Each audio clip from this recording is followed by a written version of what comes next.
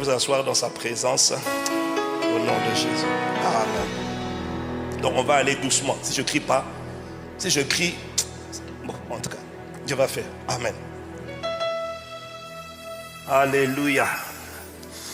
Quelqu'un dit gloire à Dieu. Donc j'annonce baissez un peu le son s'il vous plaît. Baissez les retours. Baissez un peu. Donc à la fin du culte, j'ai rendez-vous avec les stars qui ont entre 28 ans et 39 ans à la salle Diamant. Donc n'oublie pas, si tu sers et que tu as entre 28 ans et 39 ans, c'est ta saison. Donc,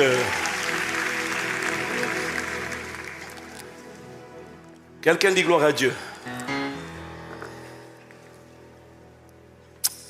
Alors, je tiens à te dire, donc le titre de mon message, je vais te parler du plus grand bien que Dieu puisse te faire. Comme c'est ce qui t'intéresse, tu veux que Dieu te fasse du bien. Toi, tu n'as pas envie de faire du bien à Dieu, mais tu veux que Dieu te fasse du bien. Parce que c'est là, tu vois, des fois on est obligé de mettre des titres qui t'intéressent parce que si on te met des vrais titres, tu ne vas pas écouter le message. Donc, on est obligé d'emballer. Tu vois, non, c'est comme les trucs qu'on met dans un emballage agréable pour que tu vois l'emballage, tu dis ah, yes, des chocolats. Bon, ça, tu vas finir avec des chocolats, hein, ça finit. À ICC, on ne mange plus des tas de chocolat. C'est interdit. Je suis un père protecteur aux ailes déployées. Je vais te sauver de toi-même s'il le faut. Donc, non, je n'ai pas dit c'est interdit. J'ai dit on réduit les quantités de manière significative. Parce que nous voulons tous être en bonne santé. Et prospérer à tous égards, ainsi que prospère l'état de nos âmes. Même si tu ne dis pas Amen, ce n'est pas grave, je dis Amen. Le plus grand bien que Dieu puisse te faire. Alors, je suis d'abord venu te dire, de manière prophétique, mais en fait, c'est ce que j'ai entendu, qu'à partir de 2024, si tu comprends la parole que l'Esprit est en train de libérer en ce moment, à partir de 2024, tu vas découvrir une facette de Dieu que très peu de gens connaissent. Tu connais le Dieu de compassion, le Dieu de miséricorde. Le Dieu de miséricorde, le Dieu de compassion, c'est celui qu'on voit pendant les temps de prière où tout le monde peut être guéri. Il suffit d'avoir la foi. Et puis parfois, il y a des gens, quand tu vois qu'il a été guéri, il a été visité, il est tellement méchant, cynique. Mais le problème, c'est qu'il a juste eu la foi. Tu vois, les gens que Dieu guérit, les gens que Dieu visite, ne sont pas des gens parfaits. Ils ont juste la foi. Et parfois, quand ils ont la foi, ça marche pour eux. Parfois, il y a des gens, tu vois, Dieu l'a visité, et puis toi, tu dis, mais comment Dieu peut visiter quelqu'un comme ça, vraiment? Alors que toi, tu es encore là. Mais le problème, c'est que lui, il a eu la foi, toi, tu n'as pas eu la foi. Dieu répond à la foi. Donc, le Dieu de miséricorde, c'est le Dieu qui visite les gens. La Bible dit qu'il répond sa miséricorde, sa pluie sur les bons et sur les méchants. Quand la pluie vient, elle vient sur tout le monde. Amen. Donc, le Dieu de miséricorde, c'est le Dieu qui visite les gens sur la base de sa miséricorde. Sauf que la miséricorde de Dieu, c'est la pitié. Ce n'est pas un droit. Ce n'est pas un dû. Ce n'est pas un acquis. Et ce n'est pas garanti qu'il va le faire régulièrement. Voilà pourquoi les gens qui s'attendent à être visités par Dieu, sur la base de la miséricorde de Dieu, parfois ils attendent longtemps. Parce qu'il peut te visiter aujourd'hui et la prochaine fois, c'est au moins dans 50 ans plus tard. Parce qu'il n'y a aucune obligation. Voilà pourquoi tu ne dois pas te contenter du Dieu de miséricorde. Tu dois monter en révélation avec Dieu. Donc, il y a le Dieu de miséricorde ou de compassion. Il y a le Dieu de fidélité. C'est le Dieu qui fait sa part quand tu fais ta part. Quand tu es fidèle, sa fidélité est engagée. Tu donnes ta dîme, il fait sa part. Qu'est-ce qu'il fait? Il ouvre les écluses des cieux. Maintenant, tu as compris que c'est à toi de recevoir et de présenter les vases. Il répand la manne. C'est à toi de présenter des grands vases. Arrête de présenter des verres, présente des conteneurs. Et pour présenter des conteneurs, en fait, le conteneur, c'est toi. C'est ton système de pensée. C'est ta mentalité. Plus tu élargis ta mentalité, plus, en fait, le vase dont je parle, c'est le mindset. Donc, il y a des gens, leur mindset, c'est un gobelet. Il y en a d'autres, leur mindset, c'est un seau. Il y en a d'autres, c'est une piscine. Il y en a d'autres, ce sont des conteneurs. Il y en a d'autres, c'est une rivière ou une mer. C'est le même mindset, mais il y en a, ils sont larges. Dieu te donnera dans la largeur cette année.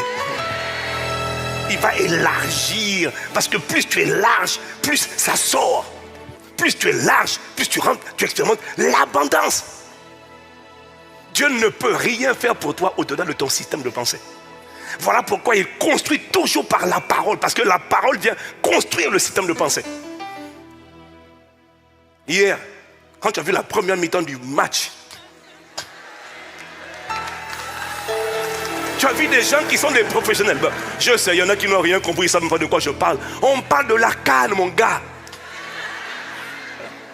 Hein? C'était Côte d'Ivoire, Mali. Normalement, les gars, ils étaient bons, mais ils ont fait 45 minutes tétanisés par le stress et la peur. Et ça se voyait. Ils touchent le ballon, ils perdent tout. Mais Dieu a eu compassion d'eux. Maintenant, pour la demi-finale.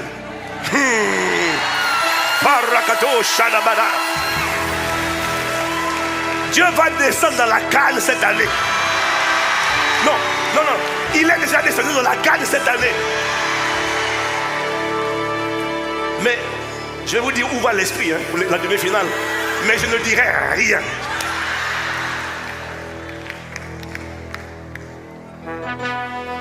Mais mon point était juste de te dire, mon point était juste de te dire que Dieu fait tout en fonction de ton système de pensée. Si ton système de pensée est un système de pensée de peur, c'est fini, rien ne sort. Donc quand Dieu veut façonner la vie de quelqu'un, il travaille son mindset, son cœur, sa manière de penser. C'est de là que sort la guérison, c'est de là que sort la délivrance, tout sort de ton mindset. Ça ne sort pas de ton corps. Ton corps ne fait que répondre à ton système de pensée. Si tu gifles quelqu'un, ce que tu ne dois pas faire, c'est parce que ton système de pensée a été d'abord conditionné. Le corps ne fait qu'obéir. Le corps, c'est l'action. La pensée précède l'action. Le corps ne fait qu'agir parce qu'il était commandé par une manière de penser. Est-ce que quelqu'un me suit? Donc, le Dieu de fidélité, c'est le Dieu qui fait sa part parce que tu fais ta part. Mais il y a une facette de Dieu que l'Église connaît peu. Et cette facette de Dieu dont je vais te parler, ce n'est pas le titre de mon message. Mais il m'a dit que à cause de ce qu'il est en train de préparer, il y a bientôt un peuple nombreux. Parce qu'aujourd'hui, ils sont une poignée. Plusieurs vont rencontrer le Dieu qu'on appelle le Dieu jaloux. Aïe, aïe, aïe.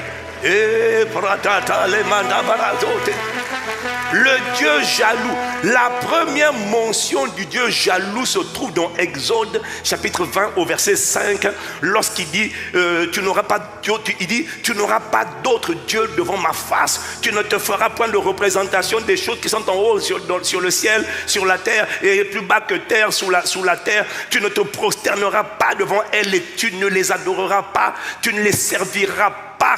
Tu ne les serviras pas. Ça ne veut pas dire que tu ne leur consacreras pas de temps. Non. Ça veut dire que tu ne seras pas leur palais. Tu ne seras pas leur temple. Tu ne seras pas leur instrument. Tu ne seras pas le canal par lequel ces entités vont apparaître sur la terre. Non, tu ne les serviras pas. Car moi, l'Éternel, ton Dieu, je suis le Dieu qui punit. Pardon, je suis un Dieu jaloux qui punit l'iniquité. C'est la première mention du Dieu jaloux. À quel moment la mention du Dieu jaloux apparaît? Lorsque Dieu, en fait, le Dieu jaloux, c'est la dimension de Dieu qui se manifeste dans la vie de ceux qui finissent avec la cohabitation, qui veulent l'exclusivité divine. Ils ne veulent plus être mélangés entre l'amertume et l'amour, entre la bonté et la méchanceté, entre l'orgueil et l'humilité. Ils ne veulent que l'humilité, que la bonté, que la douceur, que le fruit de l'esprit. Ça, c'est la dimension des gens qui vont expérimenter le Dieu jaloux. Oh, Dieu jaloux. On l'a vu la dernière fois au Proverbe 6 au verset 34, il est écrit: car la jalousie met un homme en fureur et il est sans pitié au jour de la vengeance. Le Dieu jaloux, mon frère, ma soeur, c'est la dimension de Dieu qui quand il se manifeste, il tabasse les ennemis et les adversaires, visibles et invisibles, de ta vie, de ta santé, de ta destinée. Le Dieu jaloux, c'est le Dieu qui tonna des cieux. C'est le Dieu que David a expérimenté lorsque David dit l'Éternel tonna dans les cieux et de la fumée est sortie de ses narines. C'est-à-dire que Dieu est furieux. Pourquoi? Alors il y a des gens parmi nous, la plupart d'entre nous, on voudrait, face à ma situation, face aux harcèlements, face aux tourments que j'expérimente, oh Dieu jaloux, manifeste-toi. Soit parce que tu vois, des fois il y a des choses pour lesquelles tu es en colère et tu voudrais que Dieu se mette en colère après tes ennemis et tes adversaires. Mais il m'a dit de te dire, le problème c'est que Dieu ne se met pas en fureur pour tout le monde, c'est faux. Alors toi tu es en colère, mais Dieu n'est pas en colère. Mais quand Dieu se fâche, il y a des gens pour lesquels Dieu se fâche dès qu'on les attache, dès qu'on les lie, dès qu'on les oppresse, même dès qu'on les injurie. Nabal, N-A-B-A-L. Pour tous les jeunes qui lisent pas la Bible et tous les vieux. Le mari d'Abigail. C'est un homme qui insulte tout le monde. Sa culture, c'est l'injure. Il injurie tout le monde. Et puis un jour, il est tombé sur un homme qu'on appelle David.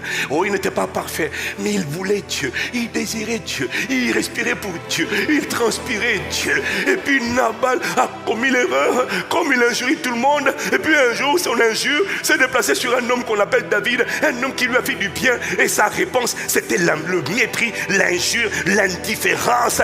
David s'est tellement fâché que David a voulu le frapper et Abigail, sa femme, est allée intercéder auprès de David pour que David ne tue pas Nabal et toute sa famille. Alors David épargnait Nabal, mais Dieu a dit non, je ne l'épargnerai pas. Le lendemain, Nabal est mort de AVC. Le lendemain. Pourquoi?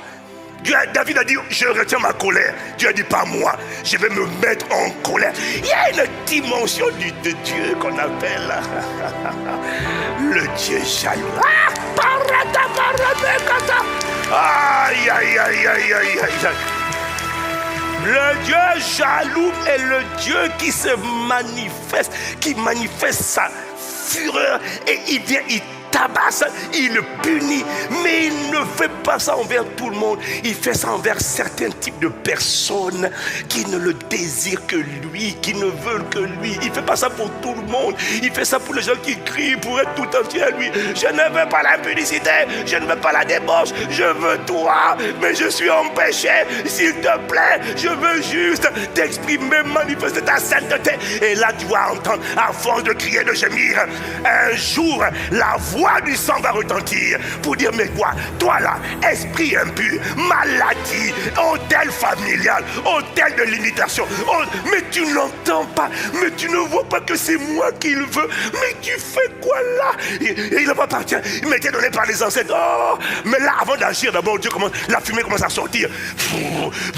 Tu vois, non, c'est un peu comme, honnêtement, hein, toute humilité, tu vois, non, bon, juste pour illustration.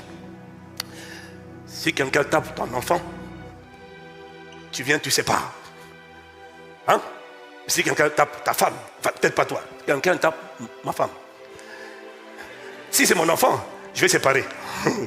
Si c'est ma femme, avant même d'agir, avant même d'arriver, je vais déjà pleurer. Hey, maman, il a touché à ma femme. Aïe, aïe, aïe. Il a touché, il a osé taper ma femme. Aïe, aïe, aïe. Je vais déjà pleurer. En fait, quand je pleure, je suis déjà en train de voir ton enterrement. Hey, maman. Hey, il a tapé, camarade. Fallait taper moi, mais pas ma femme, hein, parce que j'ai le devoir de la protéger, tu comprends? Ah, paradada. Ah, aïe, aïe, aïe, aïe. Je suis en train de réfléchir.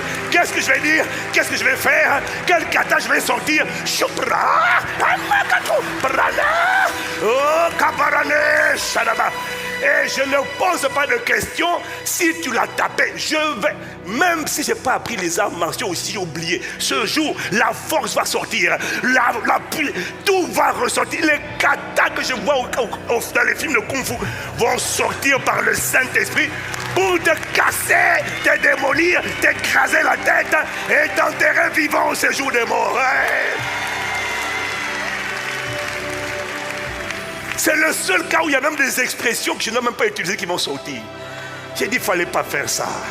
Fallait pas faire ça. Tu viens de signer ton arrêt de mort. Ça, pourquoi? parce que tu as touché à mon épouse. Il y a des types de personnes, pour Dieu, on ne touche pas. Ceux qui ont l'attitude de l'épouse. Pas les chrétiens, pas tout le monde, mais ceux qui ont le comportement de l'épouse. J'avais dit que je n'allais pas crier, mais non, tu me fais crier. Quand quelqu'un envers Dieu, le cœur, les dispositions de cœur de l'épouse, tu dis non, j'ai tellement de quémandeurs.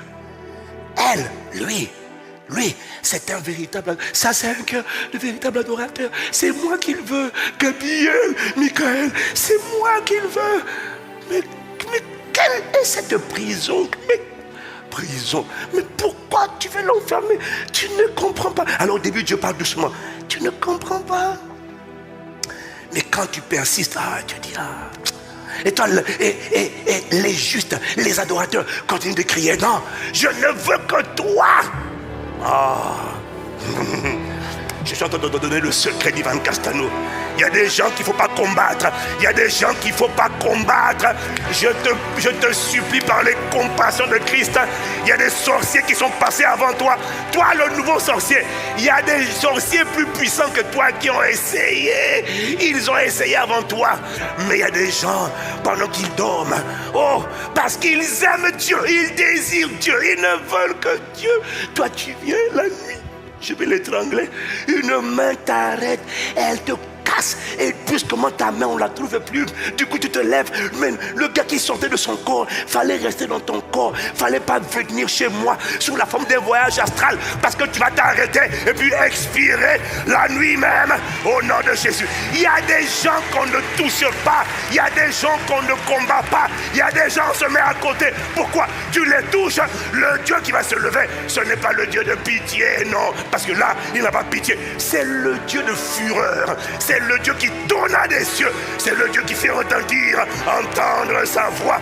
C'est le Dieu qui vient juger. Même quand toi tu n'es pas en colère, lui, il se met en colère. Pourquoi? Tu as touché l'épouse. J'ai pris que tu connais ce Dieu-là. Non, je vous promets, les chrétiens ne le connaissent pas. Les chrétiens ne le connaissent pas. Ils ne le connaissent pas. Alors il y a des prières pour lesquelles tu dis, oh, Dieu intervient. Mais le Dieu que tu demandes là, c'est le Dieu qui se met en fureur. Il ne se met pas en fureur pour n'importe qui. Il se met en fureur pour les gens qui veulent être tout entiers à lui.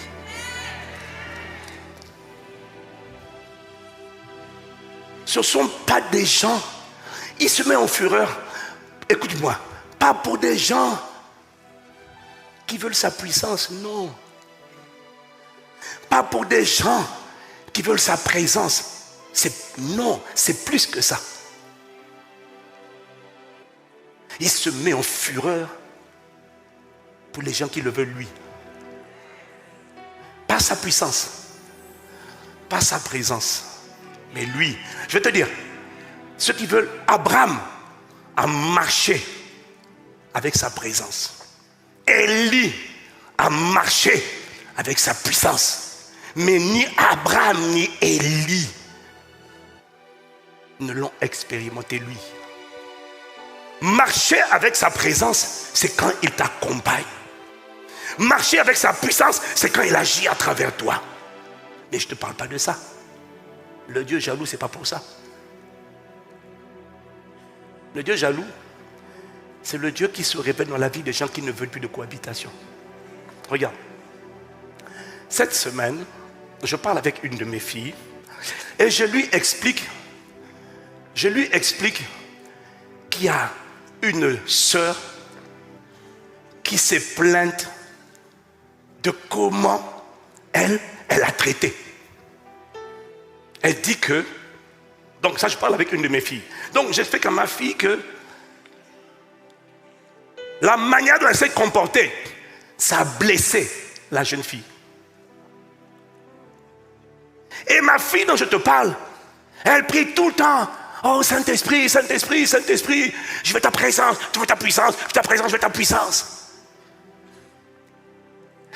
Alors, moi, je lui envoie les échanges et je lui fais comprendre comment. Alors, la jeune fille donne des éléments factuels. Elle donne des faits qu'elle reproche à ma fille et à moi. Des éléments avérés. Et puis quand j'envoie à ma fille, elle est choquée, elle est étonnée, et puis elle dit que vraiment, ça la vexe, ça la choque, que la jeune fille dise ça.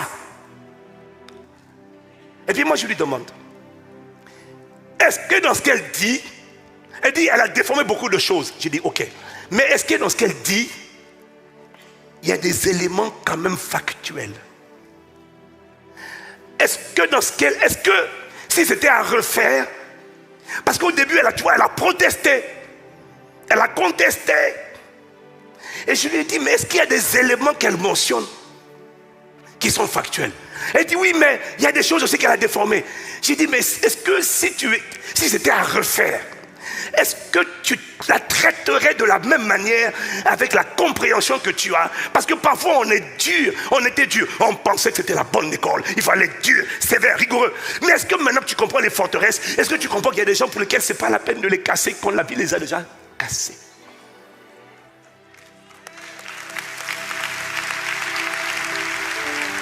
Est-ce que à la lumière de ce que tu comprends mieux aujourd'hui, tu as plus de sensibilité, de compréhension sur le fonctionnement de l'âme? Est-ce qu'il y a des choses que tu aurais fait différemment si c'était aujourd'hui? Elle me dit oui. Je dis, mais qu'est-ce que ça te coûte de juste t'humilier et lui demander pardon pour la manière dont elle a vécu ce qu'elle a vécu? Pourquoi est-ce que je dois faire plusieurs échanges de WhatsApp avec toi pour te convaincre de t'humilier? Ça te coûte quoi de t'humilier? Ça te coûte quoi de reconnaître la douleur de l'autre? Ça te coûte quoi d'accuser réception et de dire, si c'était à refaire, je n'aurais pas fait pareil, je te demande pardon. Je ne dis pas que... Et puis je lui ai dit à ma fille, je dis, tu n'as pas tort sur tout. Je sais que parfois les gens, ils interprètent, c'est vrai. Mais s'il y a au moins des éléments factuels, ça te coûte quoi de t'humilier? Pourquoi je dois lutter avec toi pour t'emmener? Et puis elle me dit, je demande pardon. J'ai dit, mais c'est pas moi qui dois demander pardon. Mais pourquoi c'est dur de s'humilier? Alors tu vois, elle prie, elle veut Dieu. En fait, elle demande la présence de Dieu, la puissance de Dieu. Mais elle ne veut pas manifester Dieu. Parce que Dieu est humble. Ça te coûte quoi de t'abaisser? Ça s'appelle l'humilité. Alors tu veux la prière, tu veux la présence, tu veux la puissance, mais tu ne désires pas l'humilité. Tu ne soupires pas après l'humilité. Donc, tu ne soupires pas après le Christ formé en toi. Et le Dieu jaloux ne va pas se révéler dans ta vie. Parce que le Dieu jaloux, c'est pas pour ceux qui disent je veux ta puissance, je veux ta présence. Abraham avait la présence, Moïse avait la présence. Mais il n'avait pas Dieu, parce que Dieu n'était pas encore revenu habiter dans un être humain. Donc, il ne pouvait pas rendre Dieu visible. Le Dieu jaloux se manifeste dans la vie des gens qui ne veulent pas quelque chose qui le caractérise, qui veulent lui. Qui veulent rendre visible le Dieu invisible. Ils veulent rendre visible sa bonté. Ils veulent rendre visible son amour. Ils veulent rendre visible son humilité. Ils ne sont pas dans les possessions des choses. Ils veulent rendre visible sa tempérance. Ils veulent transpirer l'endurance. Ils veulent transpirer la fidélité. Ils veulent transpirer la bonté. Ils veulent transpirer la paix de Dieu. Ils veulent transpirer l'amour de Dieu. Ils veulent transpirer la joie de Dieu. Alors du coup, ils n'acceptent pas la tristesse. Est-ce que tu as idée du nombre de gens qui tolèrent la tristesse? Je veux ta présence, mais tu es triste. J'ai eu un coup dur, mais tu es triste. Oui, que tu sois touché par la tristesse un coup, mais que tu demeures dans la tristesse, ça veut dire que tu n'as même pas compris que tu as été créé pour lui. Tu vois, en fait, la tristesse n'est pas normale, parce que la tristesse, en fait, je rencontre des créatures, ils tolèrent l'amertume dans son cœur. Mais il dit, Seigneur, agis. Seigneur, Dieu dit, non, c'est pas moi que tu veux. Tu veux quelque chose que j'ai. Mais les personnes qui désirent Dieu ne tolèrent pas l'orgueil. Donc dès que l'orgueil est dans leur cœur, dès que la tristesse vient habiter en eux, ils disent non, j'ai été créé pour lui, je dois refléter sa joie, pas ma joie qui dépend des circonstances, mais la joie du Seigneur qui devient ma force. Cette joie que l'on a en servant Dieu, cette joie que l'on a en annonçant la bonne nouvelle. Donc ces gens-là, ils ne peuvent pas ne pas annoncer l'évangile parce que leur joie vient de leur obéissance à Dieu. Il y a la joie du monde et puis la joie de Dieu. La joie de Dieu ne vient pas de ce que tu as accouché, la joie de Dieu ne vient pas de ce que tu vas te marier, la joie de Dieu ne vient pas de ce que tu as un travail. La joie de Dieu, c'est la joie que Dieu fait ressentir en toi lorsque tu es en train de faire ce qu'il attend de toi. Et là, tu jubiles à l'intérieur de toi. Jésus tressaillit d'allégresse. Oh, je te loue, Père, de ce que tu as donné cette intelligence aux enfants. Je te loue, Père. Il tressaillit à l'intérieur. Pourquoi? Il est en train de faire la volonté de Dieu. Alors il est dans l'épreuve, il est dans les combats, mais il est joyeux. Et le monde attend la joie. Il m'a demandé en mariage. Je suis dans la joie. Le ciel n'est pas dans la joie. Et puis dès qu'il refuse, dès qu'il annule le mariage, oh, Dieu manifeste ta vengeance envers cette belle-mère qui veut bloquer le mariage. Fâche-toi. Dieu dit, je ne suis pas fâché. Alors parmi vous, j'en vois qui sont en train de perdre le sourire. Pardonnez-moi. Mais est-ce qu'on peut dire la vérité? Qui veut expérimenter le Dieu jaloux? Parana, Shada, Parano, Kapara. Le Dieu jaloux. Oh, Parana, Kebranus, Maria. Vous ne connaissez pas le secret des grands accomplissements. Ça commence par un cœur qui ne veut que lui. Et dès qu'il y a quelque chose, un dépôt qui vient dans son cœur, qui est la jalousie, il demande, celui qui veut Dieu, dit, je ne peux pas être jaloux.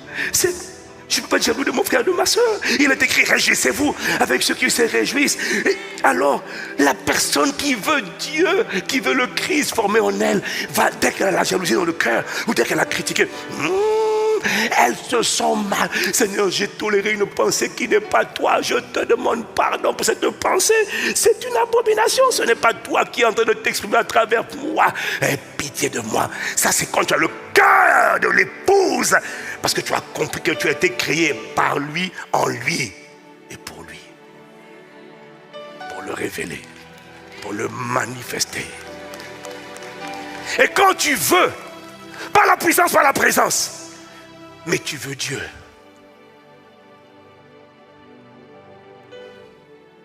L'Ancien Testament, ils ne pouvaient pas vivre ça. Parce que l'Esprit n'était pas en eux. L'Esprit était sur eux ou avec eux. Mais depuis que l'Esprit est venu en eux, à la Pentecôte,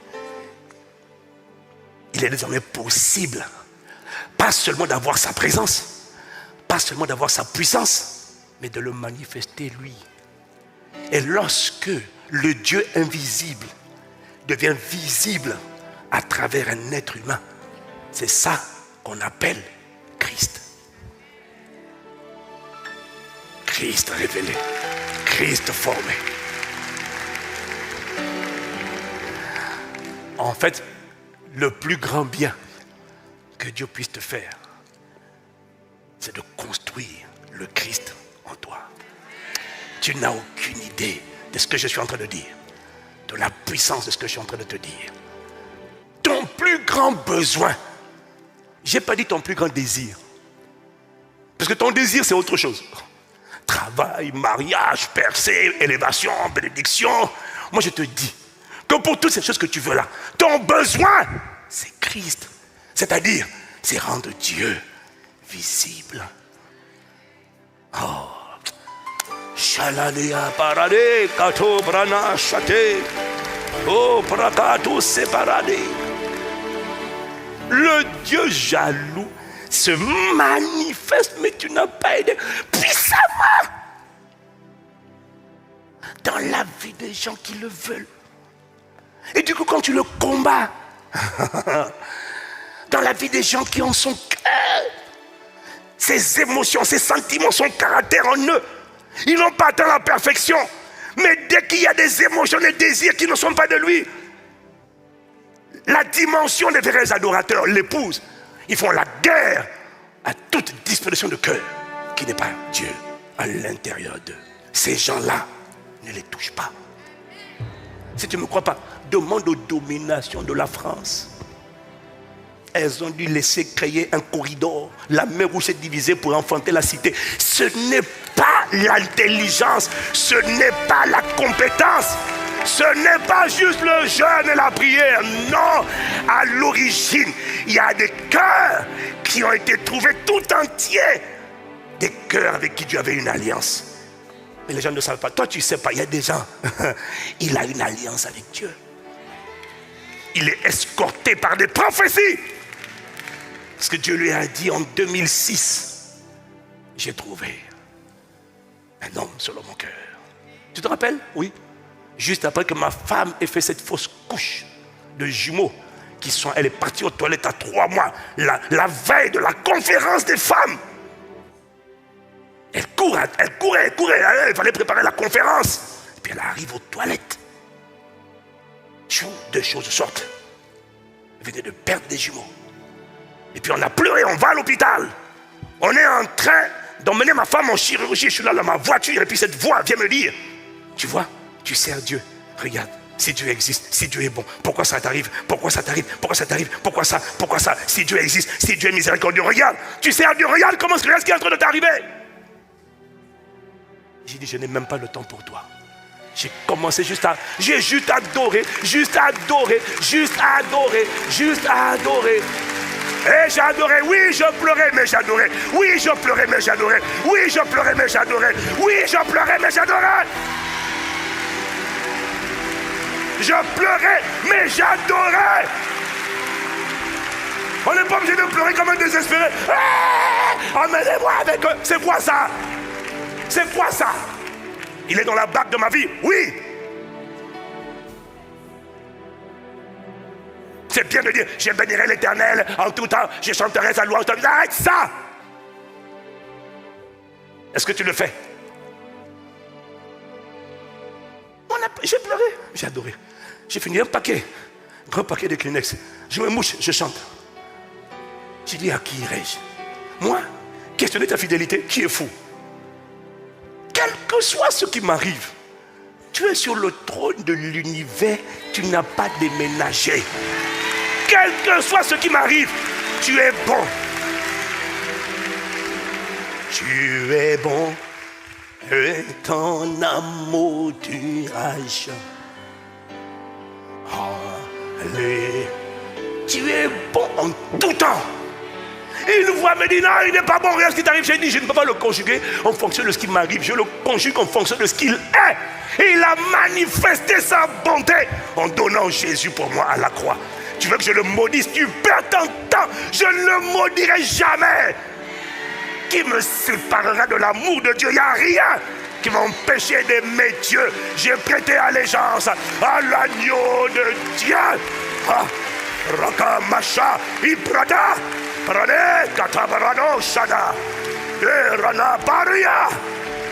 Alors j'ai pleuré jusqu'à ce qu'une voix me dise, mais arrête d'adorer, au moins tais-toi, tu ne peux pas adorer. J'ai dit, si, je vais adorer. Ça durait plus d'1h30 en train de pleurer et d'adorer, pleurer et d'adorer, pleurer. Et à la fin de ces 1h30, j'ai entendu une voix qui m'a dit, j'ai trouvé un homme selon mon cœur. Paradis. Shakatabaria et Mataya. Non, bien-aimé, non, laisse-moi te dire une chose. C'est pas ton offrande qui a enfanté la cité. L'offrande était la résultante d'une alliance, d'un agrément divin. Et quand Dieu a agréé, alors il dispose maintenant les cœurs. Mais ça n'a pas commencé par disposer les cœurs. Comment on peut disposer les cœurs pour lever 60 millions d'euros hors taxe?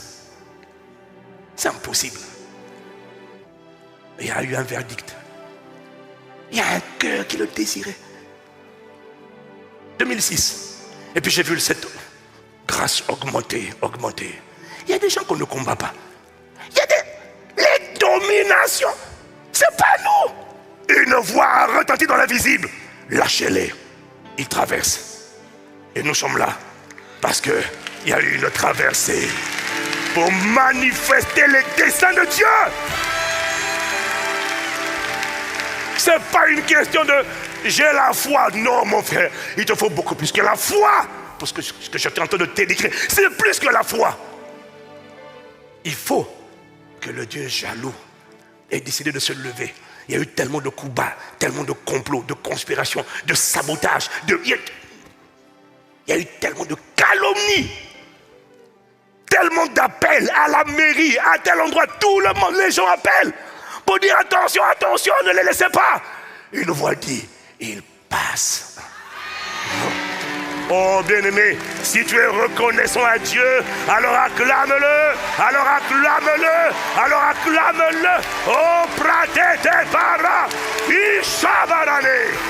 Oh, acclame mon héros, acclame mon sauveur, acclame mon rédempteur. Oh, parene chatakapa. Aïe, aïe, aïe, aïe. Alors mon frère, ma soeur, jeune homme, je suis en train de te préparer à enfanter des œuvres à travers ta vie qu'on n'a jamais vues. Je suis en train de te préparer à opérer dans une dimension qu'on appelle les prodiges vivants, les miracles vivants, les signes vivants. Mais pour ça, il faut que le ciel rende témoignage de toi. Il faut réveiller la dimension de Dieu qu'on appelle le Dieu jaloux. Ce n'est pas le Dieu de ceux qui je n'ai pris, non! C'est plus que ça. C'est le Dieu de ceux qui veulent l'exprimer. Il ne t'a pas sauvé pour rien. Il a dit, faisons l'homme à notre image, selon notre ressemblance. Il t'a sauvé pour être son image. Pas pour aller à l'église. Pas pour avoir des activités de la semaine. Il t'a sauvé. Le but, c'est pour être son image et pour fonctionner comme lui. Il t'a sauvé. Pas pour manifester sa puissance, pour le rendre visible. Oui, il est puissant. Mais avant de vouloir la puissance, c'est d'abord qu'il apparaisse lui. Et cette dimension d'apparition de Dieu à travers un être humain s'appelle Christ. Donc, son but pour lui, son but ultime, sa priorité, c'est pas ton mariage, ton travail, ta percée. Et sa priorité, c'est de faire sortir de toi Christ. Parce que quand tu as accepté Jésus, tu es né d'esprit. Luc chapitre 2, au verset 16, il est écrit, c'est aujourd'hui, dans la ville de David, il vous est né un sauveur qui est le Christ, le Seigneur. Donc, à ta nouvelle naissance, le Christ est né en toi. Mais il n'est pas formé en toi. C'est comme sur le plan naturel. Il y a une différence entre être né d'homme et devenir un homme. Quand on dit qu'il est né d'homme, ça veut dire que ce n'est pas un animal.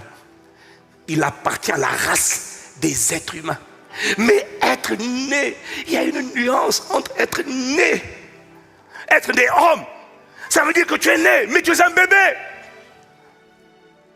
Tu dois devenir un homme. Mais tu n'es pas encore un homme. Et pourtant, tu es un homme.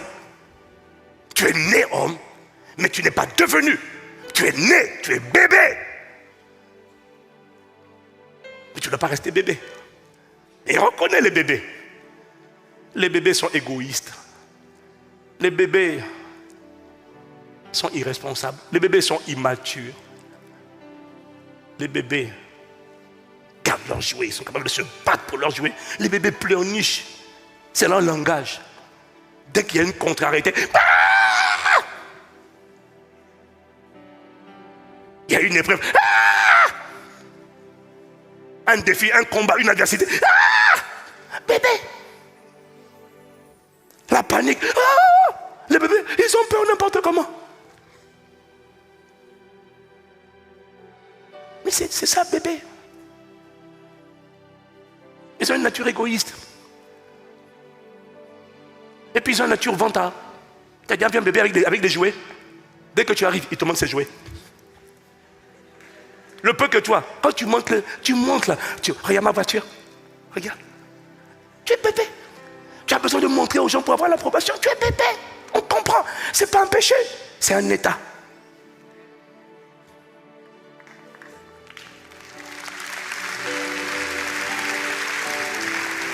Les bébés sont jaloux.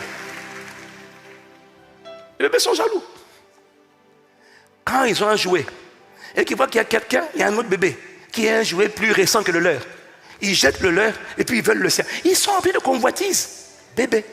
Ils convoitent les jouets de l'autre. Bébé. Ils veulent se réjouir avec ceux qui se réjouissent. Ils envient. Bébé. Critique. Bébé. Tu vois? Tu es né bébé. Mais à un moment donné, il faut qu'on dise que celui qui est né d'homme est devenu un homme. Et à quel moment on dit que, hier on disait, il est né, mais le mot c'est népios, il est né. À quel moment il devient homme? 1 Corinthiens, chapitre 13, verset 11. Lorsque j'étais enfant, le mot grec népios veut dire bébé. Je parlais comme un enfant. Je pensais comme un enfant. Je raisonnais comme un enfant. Lorsque je suis devenu homme, j'ai fait disparaître, j'ai aboli, j'ai désactivé, j'ai fait disparaître ce qui était de l'enfant. Donc, il y a un moment donné dans ton cheminement avec Dieu où tu dois abolir, faire disparaître, lâcher ce qui était bébé. Sur le plan naturel, il faut qu'on le voie. Mais sur le plan invisible, tu es né Christ. Ce n'est pas la finalité, c'est le début. Tu dois... Mais le but de Dieu, en te faisant naître, ce n'est pas d'aller à l'église. Ce n'est pas de chanter, de servir. C'est qu'à un moment donné, il faut que le Christ prenne forme. De la même manière qu'on dit maintenant, cet enfant-là est devenu un homme. À quel moment on dit qu'il est devenu un homme? Lorsqu'il est posé, il est mature, il est serein, il est responsable, il est aimant, il inspire la confiance. Quand il est devenu homme, il est sage, il est responsable. Il n'est plus méchant, il est bon. Il faut qu'on dise que le né Christ est devenu Christ. C'est le plan prioritaire de Dieu pour toi. T'emmener à la stature parfaite de Christ. Si tu es là, tu dis Amen. Éphésiens 4, versets 11 à 14. Il dit, il a donné les uns comme apôtres, prophètes, docteurs, pasteurs, évangélistes. Je le lis avec la version du Semeur. Il l'a fait pour former les saints aux tâches du service en vue de l'édification du corps de Christ. Jusqu'à ce que nous parvenions tous à l'unité de la foi et de la connaissance du Fils de Dieu. Non, je suis... Vous avez quelle version là? Non. C'est second 21 qu'il y a sur mon document. C'est second 21. Miséricorde. Jusqu'à ce que, verset 13. Jusqu'à ce que nous parvenions tous à l'unité de la foi et de la connaissance du Fils de Dieu, à la maturité de l'adulte, à la mesure de la stature parfaite de Christ. Ça veut dire que Christ est la véritable mesure de l'être humain. Christ, c'est quoi? L'image du Dieu invisible. Christ, c'est lorsque Dieu devient visible à travers moi, son caractère et sa ressemblance. Christ, c'est la priorité de Dieu pour toi. Il m'a dit de te dire, c'est pas de te bénir, parce qu'il t'a déjà béni.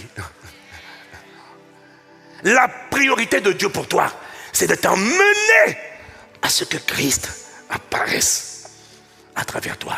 Regarde le verset 14, il dit, ainsi, Nous ne serons plus de petits enfants, ballottés et emportés par tout vent de doctrine, par la ruse des hommes et leur habileté dans des manœuvres d'égarement. Ça signifie que tant que Christ n'est pas pleinement formé en toi, tu n'es pas en sécurité. Je te montrerai plus tard que ta réussite dans tous les domaines de la vie dépend de la manifestation, de la formation de Christ pleinement en toi. Tout. Tout.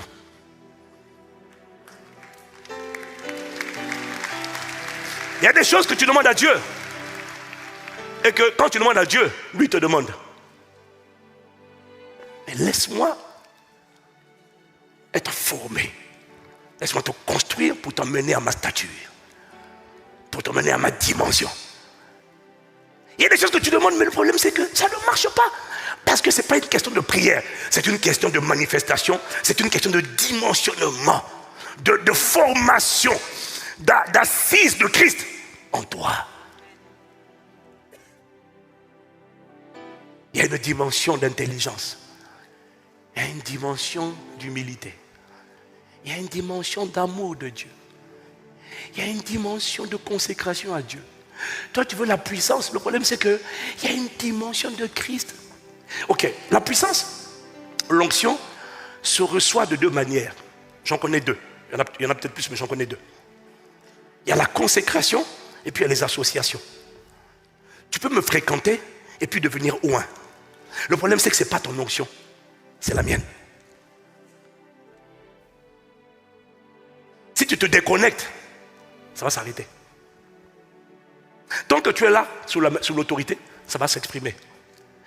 Mais il y a normalement la volonté de Dieu, c'est que tu opères dans une dimension de puissance, qui est le résultat de ta consécration et des associations, des transferts d'onction, mais qui viennent pour renforcer une onction qui est déjà auto-alimentée par un cœur tout entier à Dieu. C'est ça qui t'amène dans la dimension où tu vas plus loin que tes pères. C'est ça qui t'amène dans la dimension où tu deviens impressionnant même pour tes pères. Tes pères te regardent, ils sont effrayés. Pourquoi? Tu as pris leur manteau, mais il y a quelque chose qui t'auto-alimente à l'intérieur et qui ne fait que grandir, grandir, grandir. Et qui fait sortir de toi quelque chose. Une version multiple, combinée. Les manteaux des pères transférés sur toi, mais quelque chose qui était en toi et qui a grandi. Oh, aie compassion de nous. Accorde-nous la grâce de comprendre. Christ, c'est la priorité de Dieu. Il y a des sujets de prière que tu as. Il y a des choses que tu demandes qui dépendent de la configuration de Christ. La pêche miraculeuse, Pierre, ne dépend pas des prières. Oh, la pêche miraculeuse ne dépend. Jésus est monté sur la barque de Pierre. Il n'a pas prié. Il n'a pas prié. Il a seulement dit avance en eau profonde. Ça veut dire on va dans telle direction. On va dans tel secteur. On va investir dans tel territoire. On va investir dans tel domaine. Et le domaine n'a pas écouté la prière. Il a reconnu, reconnaissance faciale. Il a reconnu Christ. Quand le domaine de la pêche et des poissons a reconnu Christ, ils ont dit à vos autres chefs, poissons, migrez vers la barque. Où est Jésus? C'était pas une prière, c'est une identification. Il y a une dimension de richesse qui ne se demande pas, qui est la combinaison d'une consécration, d'une mort à soi, d'une générosité exemplaire, sans faille, permanente, constante, jusqu'au jour où, parce qu'après la semence ne vient pas la moisson, après la semence, il y a toujours une phase d'attente. Mais après l'attente, vient la moisson. Jusqu'au jour. Aïe, aïe, aïe. Il y a des choses, si je te raconte, tu vas dire c'est humainement impossible. J'ai découvert qu'on n'est pas obligé de transpirer. Tu veux devenir riche. Tu galères. On n'est pas obligé de suer. Il y a une dimension de Christ. quand il se forme en toi, la richesse te reconnaît. Les poissons disent, dès lors qu'il est là, dès que quelqu'un te prend dans la barque de son entreprise, comme Joseph a pris, comme Potiphar a pris Joseph dans sa maison, la maison commence à prospérer. Oh, praneketo prakata parena, shatateke para. Oh, Christ, mon frère. La priorité de Dieu pour toi, c'est Christ. Regarde, j'ai bientôt fini. Pour aujourd'hui. Colossiens 3, verset 11. Oh, Shalia, Pelekia. Il n'y a ici ni grec, ni juif, ni circoncis, ni incirconcis, ni barbare, ni scythe, ni esclave, ni libre, mais Christ est tout et en tous. La volonté du Père, c'est que Christ soit tout et en tout le monde. Qu'il soit formé, qu'il soit établi. Il m'a dit, toi, il faut remettre les fondations, parce que si on ne remet pas ça, les gens s'embrouillent avec plusieurs messages. Je veux la puissance, je veux l'onction. Dieu m'a dit, sa priorité pour toi, c'est de construire le Christ. Ce n'est pas de te donner la puissance, c'est de construire le Christ. Quand le Christ sera construit, la puissance sera spontanée, naturelle. Mais ce n'est pas la puissance, c'est la puissance par le Saint-Esprit, c'est lui, le Christ. Parce qu'il y a d'autres puissances que beaucoup de gens connectés sur Internet aujourd'hui que tu vois, utilisent. Ce n'est pas Dieu. Puissance ne veut pas dire que c'est Dieu. Compassion de cette génération. Il m'a dit sa volonté, c'est pas de te bénir, c'est de former Christ. Quand Christ sera formé, son caractère et sa ressemblance. Sa ressemblance, c'est son mode de fonctionnement. Et comme l'a dit tout à l'heure notre frère Gabriel, quand Christ est formé en toi, qu'est-ce qui va se passer? En fait, ce que tu demandes, il m'a dit, ma volonté, c'est pas de te bénir, c'est pas de t'élever. Tu es déjà élevé, tu es déjà béni. Tout ça, c'est déjà accompli dans l'invisible. Mais comment on fait pour le manifester? Laisse Christ être formé. Ça veut dire, laisse le Saint-Esprit te remplir. Laisse le Saint-Esprit te conduire. Et quand il te conduira, qu'est-ce qu'il fera? Quand l'Esprit te conduira, il te conduira sur les sentiers de la justice. Ça veut dire quoi? Il va t'emmener à opérer selon ses lois. Alors je te prépare plus tard un enseignement sur comment opérer à ciel ouvert. Comment commander la terre depuis le ciel. Comment tuer le hasard. Et faire entrer le surnaturel divin dans les affaires humaines. C'est pas compliqué. Mais il faut être conduit par Christ. Et quand il te conduira, il va t'emmener maintenant à respecter ses lois. Mais regarde. Donc, il y a des choses que tu veux. Je veux ça. Mais le problème, c'est comme je t'ai dit tout à l'heure.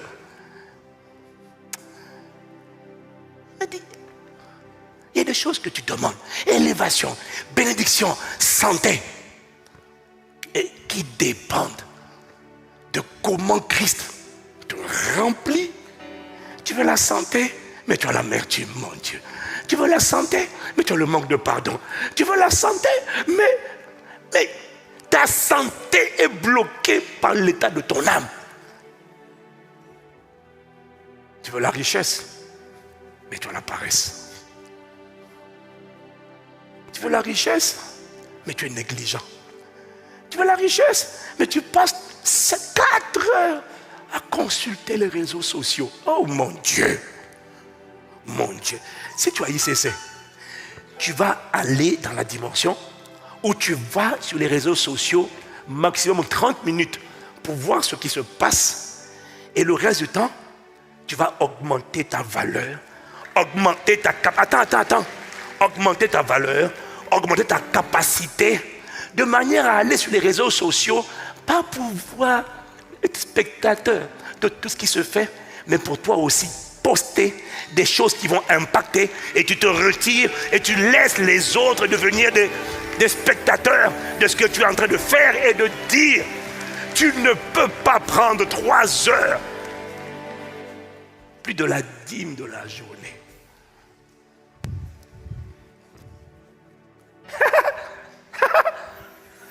Tu sais, ton rire est un rire inspiré par un démon. C'est le démon de l'échec. Parce que pendant que tu ris, l'esprit d'échec est en train de te dire tu es en train d'échouer, tu vas échouer lamentablement ta vie. Continue de rigoler. C'est pas toi qui ris. Paul a dit ce n'est pas moi qui vis, c'est le Christ qui vit en moi. Il y a un démon qui te dit c'est pas toi qui ris, c'est moi qui ris en toi. Acclame, acclame, acclame, acclame, acclame.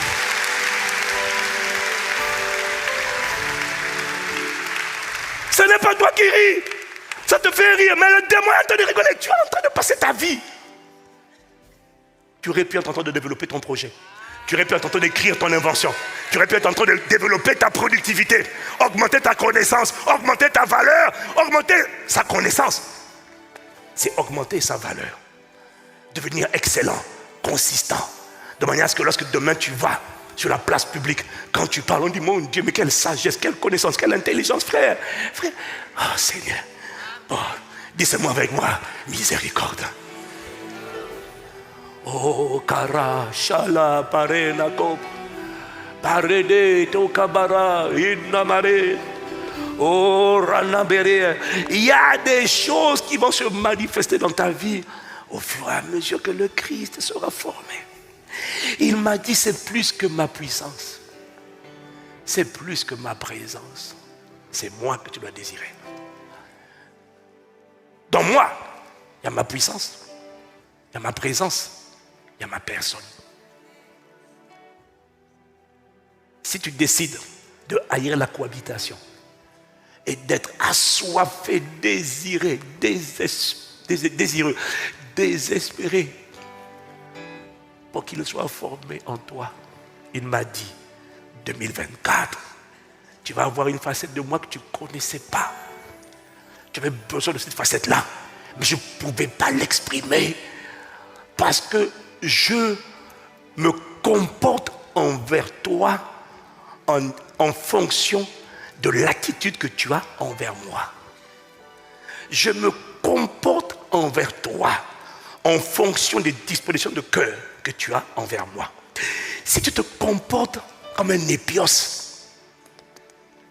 je me comporterai envers toi comme Dieu le Père miséricordieux. Si tu te comportes envers moi comme l'épouse, je me révélerai à toi comme le Dieu jaloux.